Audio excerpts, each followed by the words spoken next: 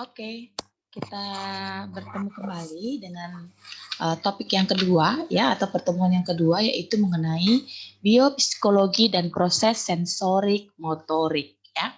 Jadi kita akan membahas ini bagaimana sih konsep biopsikologi dan apa hubungannya atau proses sensorik motorik ini ya. Berbicara tentang perilaku manusia, sebetulnya kita jika kita urai secara teoris, ya teoritis, ternyata bukan suatu hal yang simpel, ya. Sebagaimana yang sudah dibahas pada topik yang kemarin, ya, tentang psikologi atau psikologi itu sendiri yang mempelajari ilmu tentang jiwa, roh, kemudian bagaimana perilaku manusia itu sendiri. Maka topik kali ini kita akan membahas mengenai biopsikologi dan proses sensorik atau motorik pada manusia. Oke, selanjutnya kita akan melihat sedikit mengenai biopsikologi. Merupakan pendekatan psikologi atau ilmu tentang perilaku manusia dari aspek biologi atau ilmu hayati. Manusia pada dasarnya mewarisi sifat-sifat fisik dan non-fisik dari orang tuanya, nenek maupun kakeknya secara genetik. Nah, pada konsep ini ahli psikologi melihat bahwa sifat dan tingkah laku manusia juga mengalami pewarisan dari sel induknya atau induk asalnya.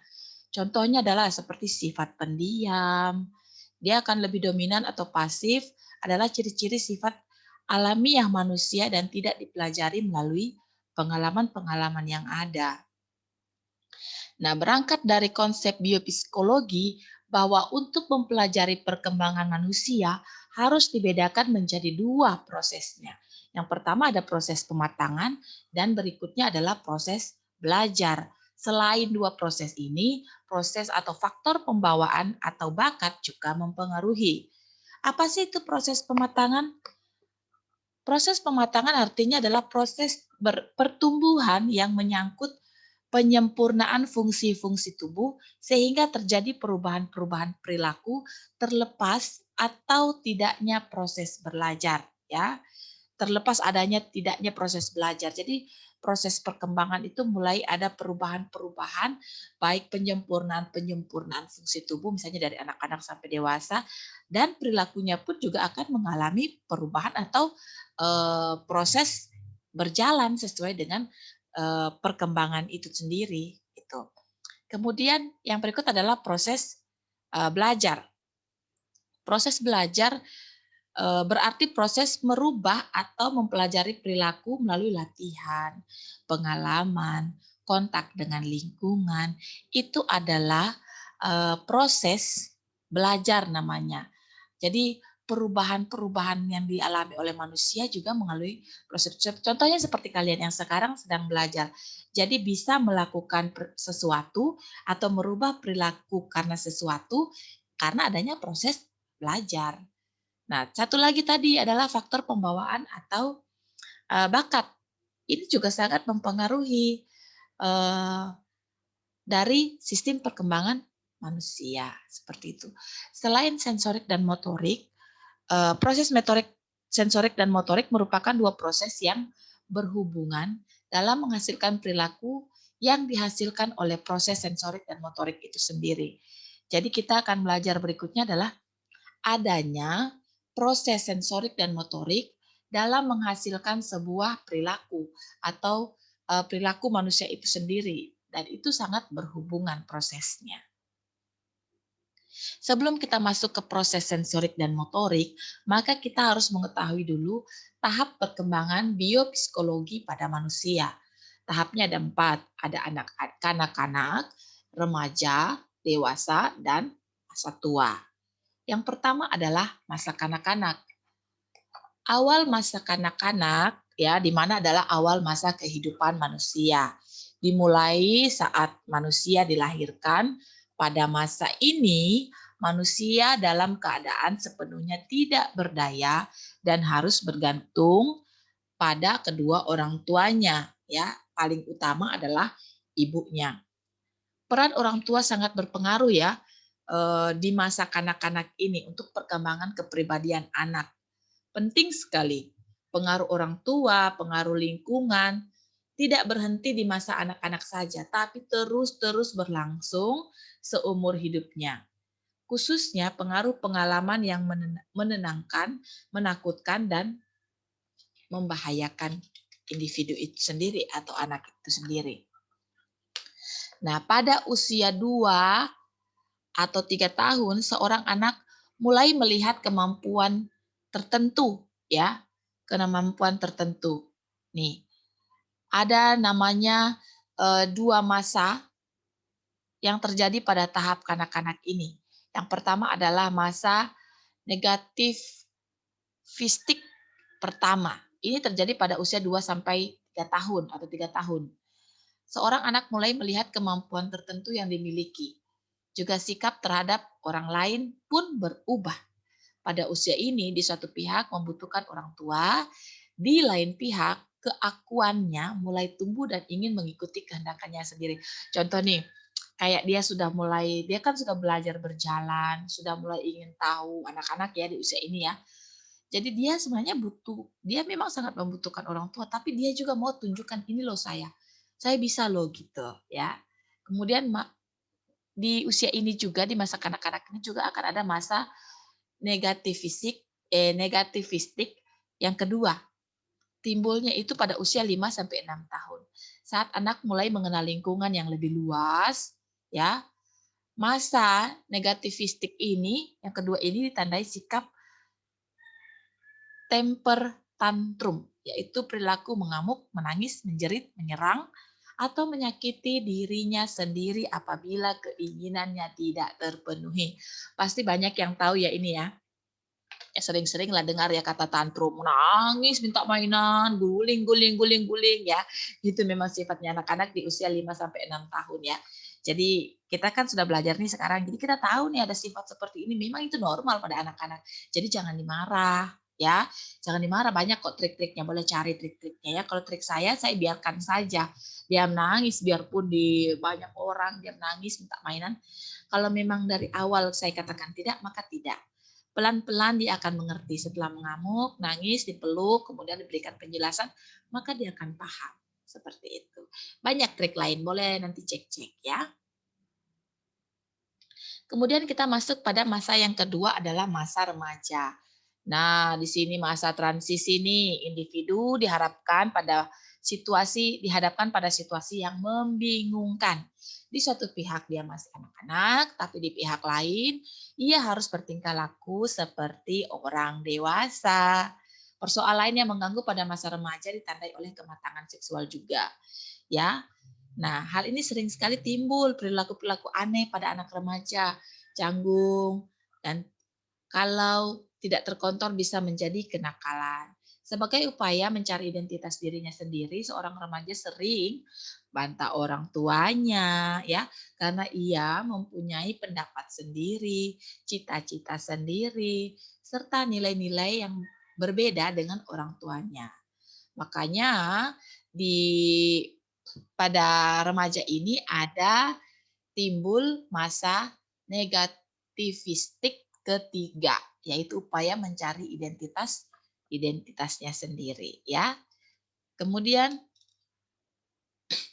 dalam arti organ-organ seksual tadi nih yang persoalan lain yang mengganggu adalah kematangan seksual. Dalam artinya maksudnya adalah organ-organ seksualnya mulai berfungsi nih untuk berkembang ya, untuk mengembangkan keturunan ya. Kemudian perubahan sekundernya pun terjadi, badan cepat bertambah tinggi, mulai tumbuh rambut pubis, pada pria suara mulai membesar, timbul cangkun ya, dan otot-otot mulai tumbuh. Sedangkan pada wanita dadanya, pinggulnya mulai membesar ya. Perkembangan yang cepat menuntut penyesuaian perilaku yang cepat pula pada masa ini. Terjadi umumnya penyesuaian perilaku tidak secepat pertumbuhannya ya. Banyak orang badannya sudah bagus nih anak-anak sekarang ya masa kelihatan sekali. Badannya udah bagus, sudah seperti cewek-cewek tapi perilakunya masih anak-anaknya. Ini yang harus segera cepat disesuaikan oleh individu tersebut. Timbul masalah dengan matangnya fungsi seksual. seperti timbul dorongan atau keinginan untuk pemenuhan seksual. Tetapi budaya biasanya tidak mengizinkan hubungan seksual di luar perkawinan. Perkawinan menuntut persyaratan yang berat, ya, yang bisa terpenuhi setelah masa remaja ini berlangsung. Hal ini menyebabkan remaja mencari pemuasan dengan menghayal, membaca buku porno, menonton film porno. Itulah kegiatan orang remaja biasanya. Tidak dipungkiri ya, karena memang ini harus terjadi di masa-masanya. Maka sebagai orang tua, pinter-pinter mengontrol di masa-masa ini gitu ya. Kemudian Stoll membagi perkembangan masa remaja menjadi 4 tingkat. Ya, yang pertama ada masa prapuber, berlangsung 1 atau 2 tahun selama masa remaja sesungguhnya. Anak menjadi gemuk, pertumbuhan tinggi, ya, berat badan terhambat sementara biasanya di masa ini, ya. Ini ciri-cirinya di masa prapuber. Kemudian ada masa puber atau masa remaja itu sendiri, berlangsung 2,5 sampai 3,5 tahun. Perubahan sangat nyata dan cepat. Biasanya lebih cepat pada anak perempuan daripada anak laki-laki. Kemudian masa postpuber, pertumbuhan cepat sudah berlalu meskipun masih ada perubahan-perubahan yang pada beberapa bagian badan atau tubuh, ya. Kemudian masa akhir puber, melanjutkan perkembangan sampai mencapai tanda-tanda kedewasaan. Di sini kita bisa lihat ya, biasanya di anak-anak SMP ya, SMP, SMA ini masih ada ya. SMP, SMA ini masih berlangsung masa mulai dari prapuber sampai dengan masa akhir puber. Jadi ada mulai pertumbuhan badannya, pertumbuhan fisiknya, ya, perilakunya juga mulai berkembang, berubah, ya, sehingga sampai masa akhir puber.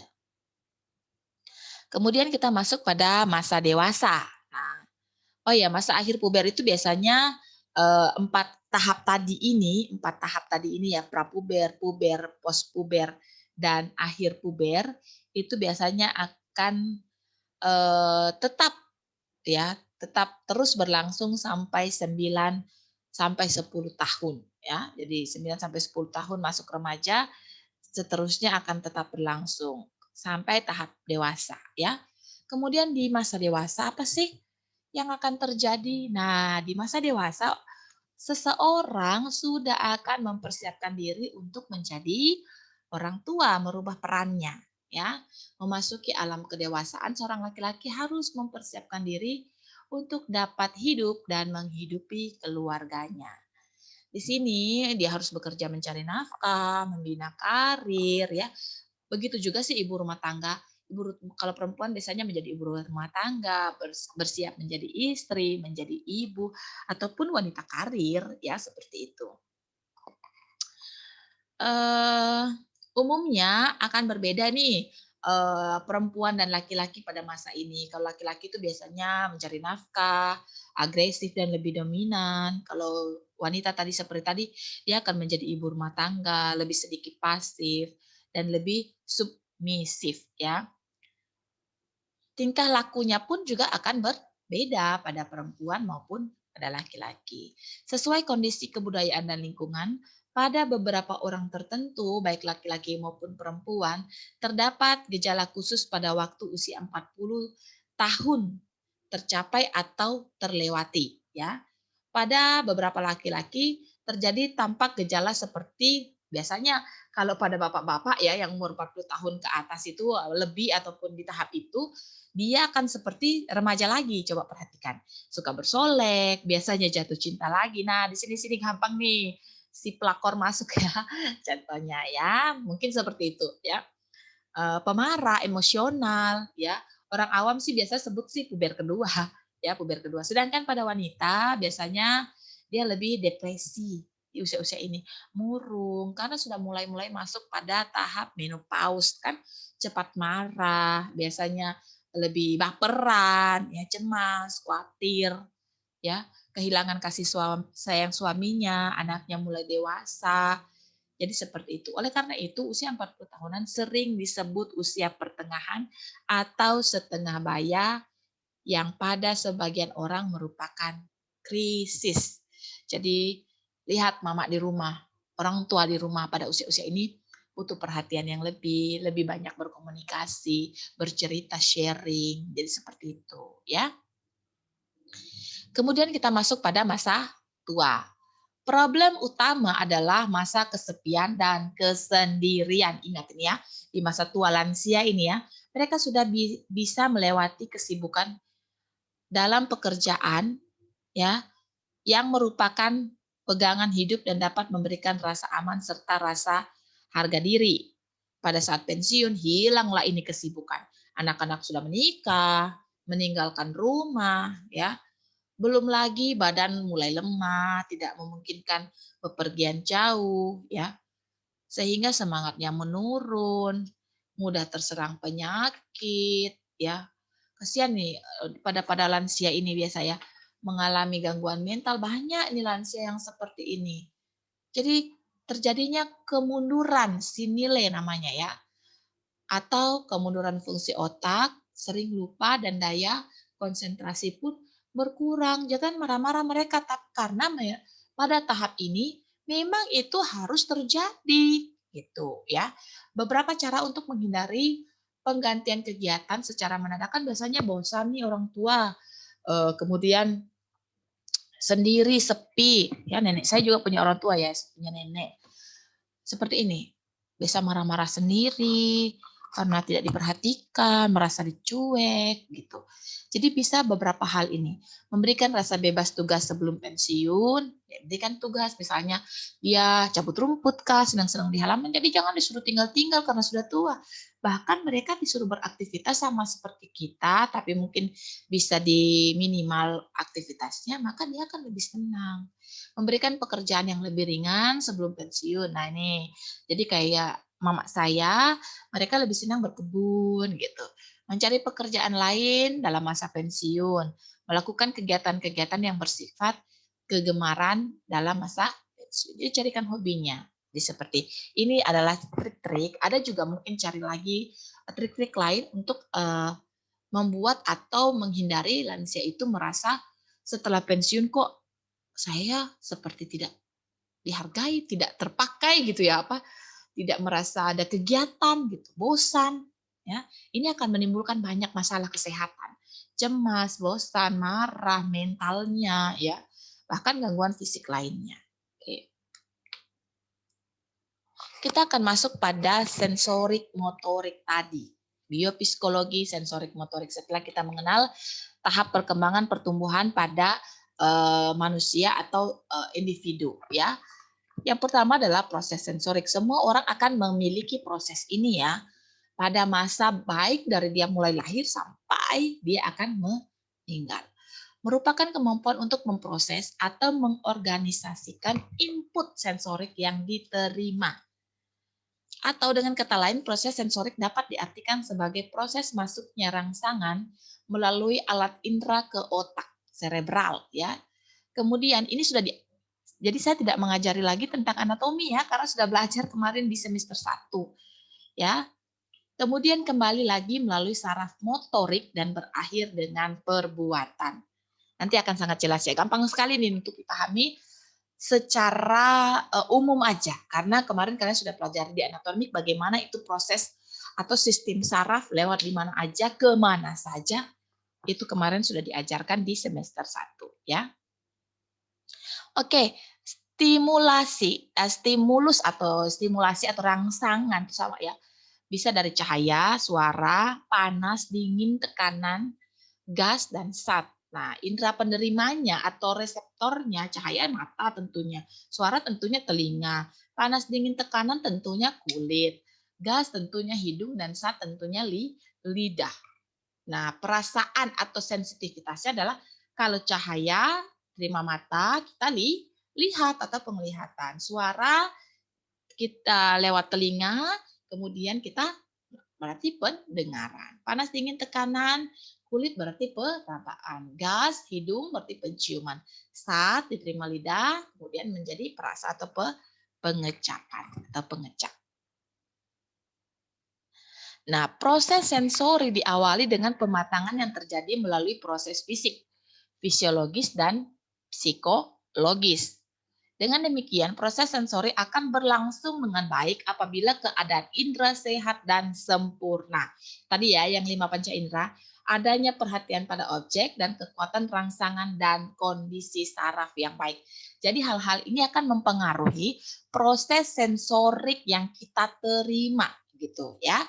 Jadi harus baik inderanya, harus sempurna, kemudian perhatian pada objeknya atau stimulusnya itu bagus, kekuatan rangsangan itu stimulus itu harus baik, dan kondisi saraf individu itu pun harus baik. Nah, proses awal dari pematangan disebut dengan perhatian, sedangkan proses akhir dari persepsi yang menyebabkan kita mempunyai pengertian tentang situasi sekarang atau dasar pengalaman yang lalu. Pengamatan akan terjadi jika ada perhatian terhadap rangsangan dan ada stimulus yang mengenai alat indera. Kemudian saraf sensori memasukkan rangsangan ke otak dan individu menyadari ada rangsangan. Jadi pengamatan melalui 3 proses yaitu fisik, stimulus mengenai panca indera, kemudian psikologi stimulus diteruskan ke saraf sensori atau ke otak, ya, dan psikologi interpretasi terhadap stimulus yang diterima pada otak. Persepsi merupakan bentuk pengalaman yang belum disadari sebelumnya, sehingga individu belum mampu membedakan dan melakukan pemisahan mengenai hal-hal yang dihayati. Apabila pengalaman tersebut telah disadari, maka individu sudah mampu membedakan dan melakukan pemisahan antara subjek dengan objek yang disebut dengan persepsi ya. Dalam pengamatan yang diutamakan adalah kualitas objek, bukan kuantitas objek. Secara psikologi, perbedaan benda yang diamati bersifat kualitatif dengan tidak mengabaikan proses psikologi dan secara psikologi sikap seseorang ya. Jadi kayak begini. Jadi kalau ada stimulus ya, kalau ada stimulus atau ada rangsangan yang kita terima ya, melalui panca indera, mata misalnya kita lihat cahaya nih, kita terima lewat mata atau kita lihat benda, kemudian kita terima lewat mata. Kemudian fisiologisnya adalah stimulus yang kita terima ini, misalnya saya melihat balon nih sekarang. Sebelum saya mengartikan itu balon, saya lihat dulu kan masuk ke mata saya melalui panca indera. Kemudian secara fisiologisnya ini adalah stimulus ini, balon yang saya lihat ini dia antarkan dari saraf sensori dari mata saya, diantar ke otak nih sama saraf-saraf. Diantar ke otak secara fisiologi. Nah, di sini perannya psikologi ini. Secara psikologis saya interpretasikan terhadap stimulus yang diterima. Apa sih ini? Oh iya balon. Diteruskanlah ke saraf kembali. Terus saya berucap balon atau saya mengambil balon tersebut. Nah, itulah proses yang terjadi di proses sensori ini. Jadi saya menstimulus. Kalau sudah sampai gerakan, sampai ucapan itu sudah masuk ke motorik. Tapi kalau kita sampai di persepsi aja, oh ini balon. Itu berarti adalah tahap sensori. Disitulah peran psikologi ya. Di sini tahap proses sensori diawali dengan, ini tadi sebenarnya saya sudah jelaskan, tapi jadi diawali dengan proses input, penerimaan ya. Penerimaan individu menyadari adanya input. Nih, saya lihat ada balon, itu input, saya ambil. Kemudian tahap orientasi terhadap individu untuk memperhatikan input yang masuk, apa sih itu gitu. Kemudian mengartikan input, apa ya ini? Oh, balon gitu. Kemudian tahap organisasi, tahap otak untuk memutuskan apakah memperhatikan atau saya mau mengabaikan input ini gitu. Kemudian tahap terakhir adalah eksekusi, tindakan nyata yang dilakukan terhadap input sensorik tadi. Oh iya, saya mau amati ini balon. Saya menginterpretasikannya ini balon. Gitu. Jadi itu proses yang terjadi di proses sensoring, masuk melalui panca indera, apakah melalui pendengaran, saya dengar suara. Terus saya input suara apa ini? Oh lagu-lagu. oh lagu ini gitu. Jadi prosesnya ya tidak seperti yang saya jelaskan ya, saya harus berpikir lama-lama, enggak. Proses itu sangat cepat ya. Itulah luar biasanya Tuhan menciptakan kita punya sistem ini, sistem tubuh kita ya. Proses sensori akan berlangsung dengan baik ya dan tidak baik ya. Tergantung dari beberapa faktor. Yang pertama adalah keadaan indranya kita sehat nggak sih? Gitu. Sempurna nggak untuk menerima proses ini? Kemudian perhatian yang tertuju pada objek, memudahkan persepsi jika perhatiannya kita kurang. Misalnya kita lagi tidak sehat, kita tidak fit, ini kan juga mempengaruhi.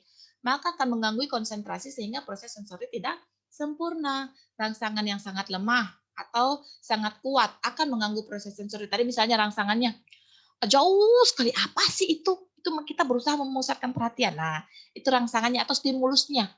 Kencang sekali, lemah sekali, bisik-bisik orang bicara sana. Apa sih? Apa kita berusaha? Ya itu. Itu juga mempengaruhi, semakin kencang, jelek. Semakin lemah, juga jelek. Gitu. Maka proses itu yang akan mempengaruhi. Jadi jangan bilang, oh dia itu pongok. Enggak lah ya, rangsangannya gimana dulu gitu ya.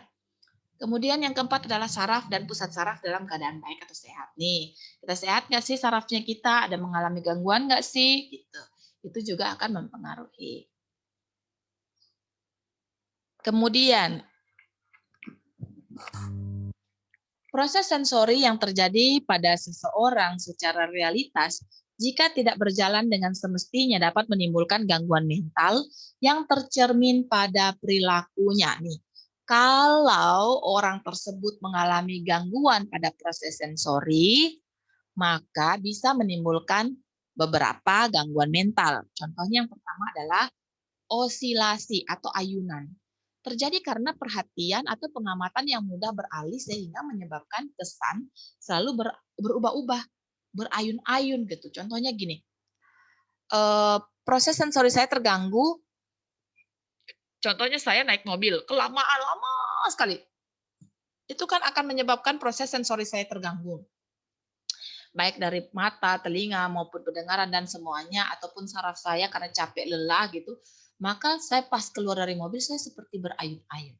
Atau saya lihat pohon itu tampak berayun-ayun. Nah, itu terjadi karena osilasi. Ya, itu namanya osilasi. Kemudian ilusi. Terjadi karena kesalahan persepsi sehingga terjadi kesalahan kesan. Contohnya ini kayak fata morgana. Kita lihat nih kayak air-air tuh di ujung sana itu di jalan aspal sana. Padahal pas kita dekat, oh tidak, itu namanya ilusi.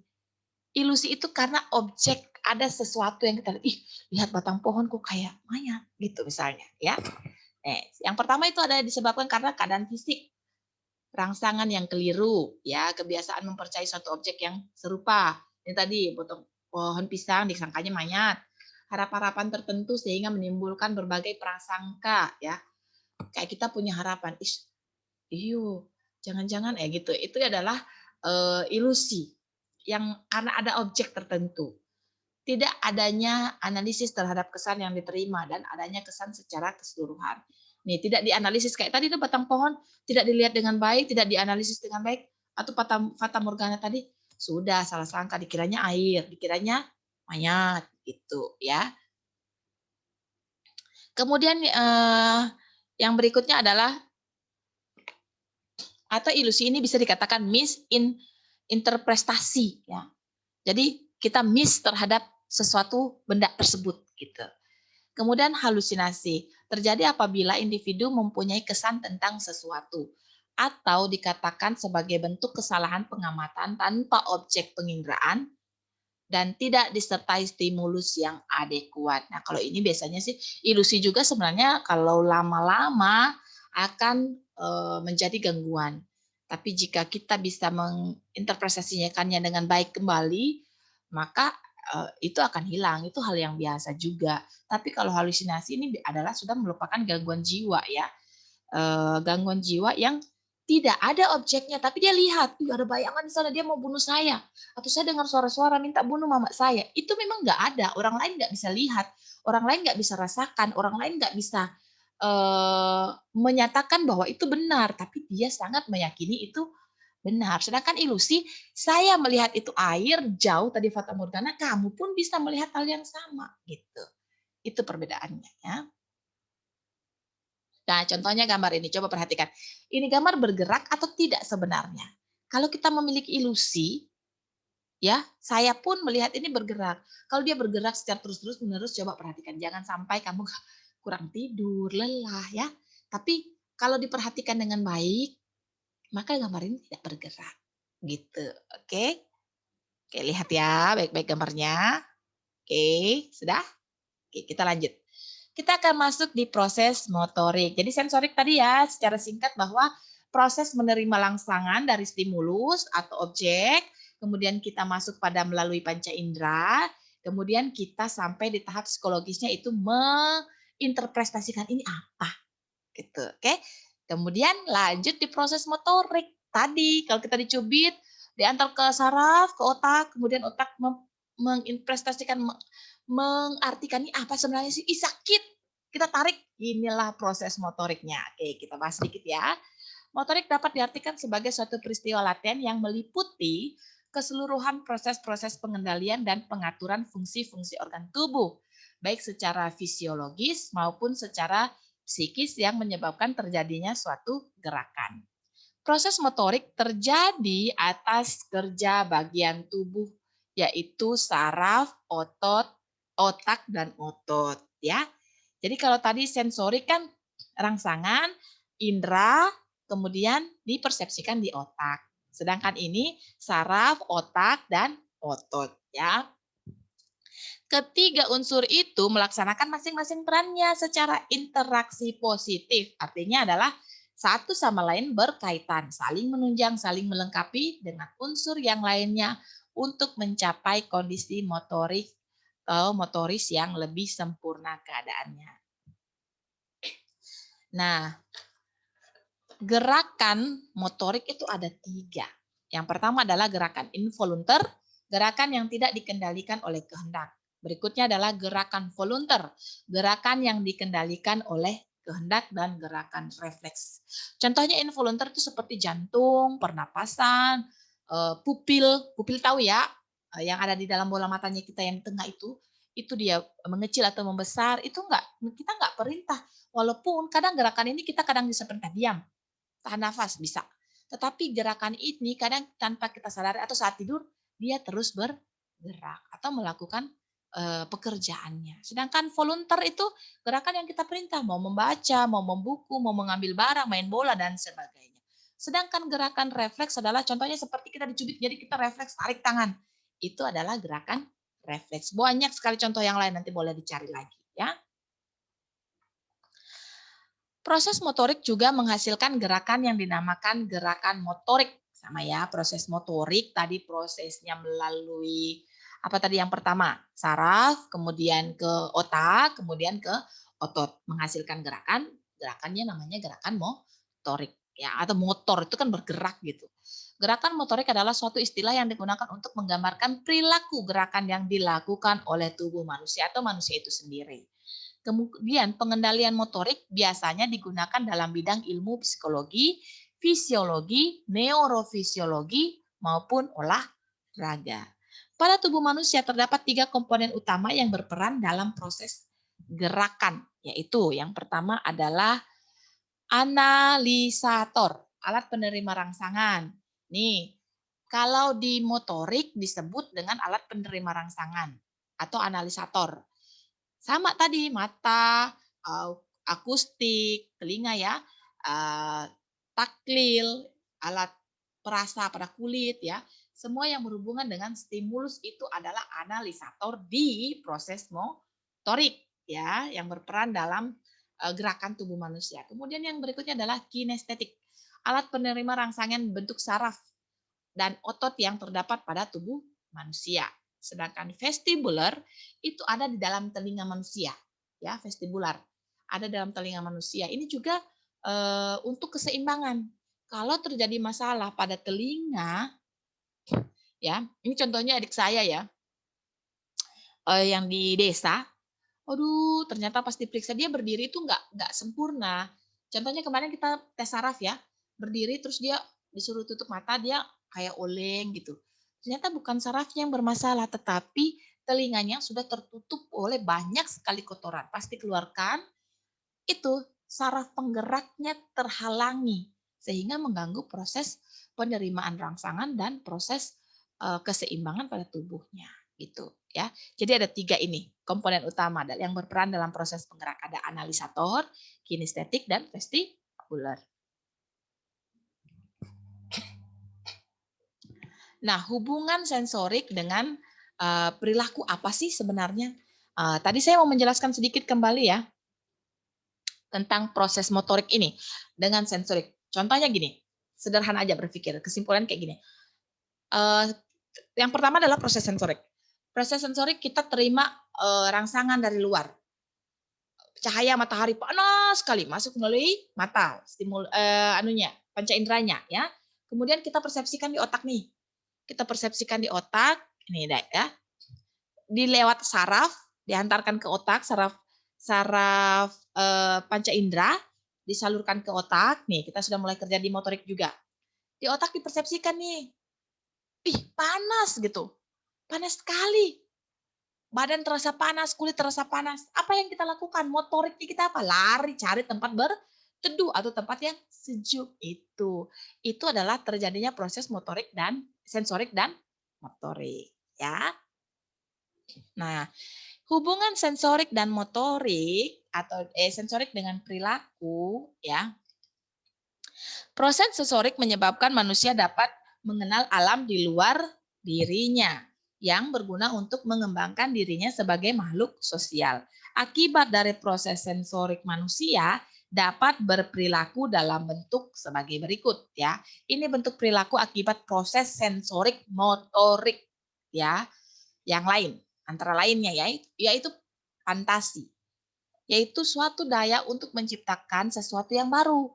Menurut kejadiannya, ada fantasi yang dipimpin oleh akal dan kemauan, disebut fantasi aktif. Dan ada pula fantasi yang tidak disadari, disebut dengan fantasi aktif. Fantasi pasif. Dengan fantasi, manusia dapat menciptakan sesuatu yang baru, bersimpati kepada sesama manusia meskipun jauh, mengikuti perjalanan sejarah walaupun sudah lampau, dan menghilangkan perasaan duka ke dunia indah. Ini adalah proses sensori motorik ya yang dilakukan oleh individu. Kemudian berpikir, yaitu gejala jiwa yang dapat menghubungkan pengetahuan yang dimiliki manusia. Berpikir merupakan proses tanya jawab antara pengetahuan yang dimiliki dengan apa yang baru dengan menggunakan akal. Misalnya kita baca nih, kayak kita sekarang belajar tentang patofisiologi.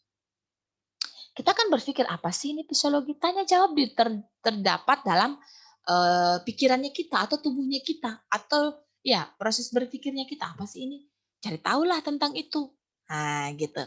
Itu juga pengaruh sensori dan motorik gitu ya. Kemudian perasaan, yaitu perasaan jiwa yang bisa senang atau tidak senang, sedih, gembira. Hal ini akan tampak dari perilaku seseorang, gerak atau ekspresinya. Contohnya, jiwanya merasa senang, sensorik antar ke otak, nggak senang nih atau saya senang nih. Nah, apa motoriknya kita? Kita terlihat gembira, kita terlihat tersenyum, atau sebaliknya kita sedih, kita menangis. Itu adalah hubungan sensorik dengan perilaku atau sensorik motorik dengan perilaku. Ya, jadi saya rasa sangat jelas ya, sangat paham ya, sudah sangat sederhana untuk dijelaskan. Nah, kesimpulan yang kita bisa ambil adalah konsep biopsikologi yaitu melihat bahwa sifat dan tingkah laku manusia tergantung pewarisan dari sel induk ya atau aspek biologi. Pada perkembangan manusia tidak terlepas dari proses pematangan dan proses tadi pertumbuhannya. Proses sensorik motorik adalah dua proses yang berhubungan erat dengan biopsikologi karena tingkah laku sifat manusia dapat terjadi dan diamati karena adanya dua proses ini nih biopsikologi. Kamu mau amati tingkah laku manusia nih karena pengertian biopsikologi atau psikologi tadi adalah mempelajari tentang ilmu. Nah, kalau tidak ada proses sensori dan motorik, maka bagaimana mengamati tingkah laku manusia? Benar nggak? Toh? Jadi karena ada proses sensori dan motorik, tadi tergantung dari inderanya baik nggak? Tuh ya, stimulusnya bagus nggak? Rangsangannya kuat nggak? Maka kita bisa amati. Contohnya pada orang dengan gangguan jiwa. Mungkin sensoriknya mengalami masalah atau sarafnya mengalami gangguan, maka akan terjadi respon atau motorik yang berbeda. Itu yang kita amati.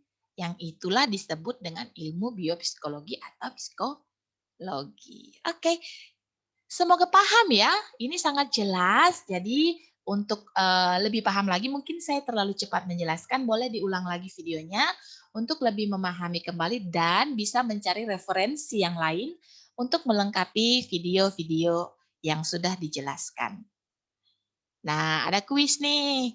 Kuis untuk kita semua. Coba jelaskan secara singkat. Yang pertama, menurut Anda apakah ada perbedaan psikologi dan biopsikologi?